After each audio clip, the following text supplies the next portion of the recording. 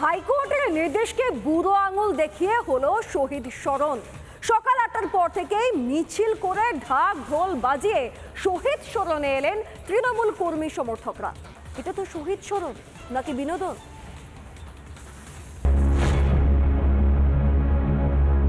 আদালতের নির্দেশ ছিল কোনোভাবেই 8টার পর সরকারি অফিসের 5 কিলোমিটার রেডিয়াসের মধ্যে মিটিং মিছিল করা যাবে না। ঘড়িতে এই মুহূর্তে 8:15 বাজতেছে। এই মুহূর্তে আমি যেখানে দাঁড়িয়ে রয়েছি সেখানে দৃশ্য দেখতে পাচ্ছ। আমি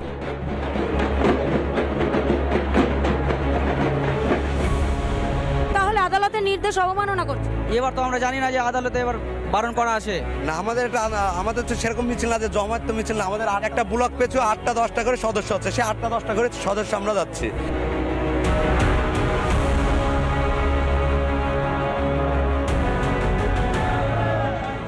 সেক্রেটারিয়েট বিল্ডিং এর সামনে দিয়ে একটা জমায়েত হেঁটে আসছে, মিছিল, এবং সেই জমায়েতের ছবি দেখতে পাচ্ছি আমরা। সিভিকরা সেই জমায়েত কন্ট্রোল করছেন। সেক্রেটারিয়েট ঠিক উল্টো দিকে এখানে রান্না বান্না চলছে।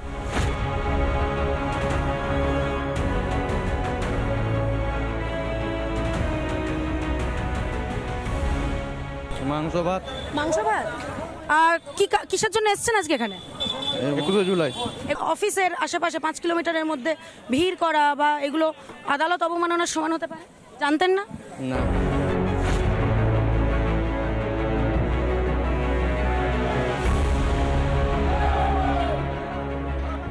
কর্মীদের আবেগ কর্মীরা কিভাবে যাবে? উড়ে তো যাবে না, আসতেই হবে।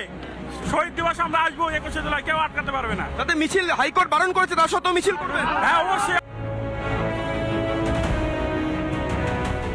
সোজা মিছিল করে দলীয় পতাকা এবং একই সঙ্গে ঢাক জল বাটিয়ে রীতিমতো উৎসবের মেজাজে তারা কিন্তু হাইকোর্টের যে নির্দেশ রয়েছে সেই নির্দেশকে বুড়ো আঙুল দেখিয়ে এগিয়ে চলেছে কলকাতার রাজপথে। জার্নালিস্ট মেহরাজ আলীর সঙ্গে সুকেন্দু সরকার, রিপাবলিক বাংলা, কলকাতা।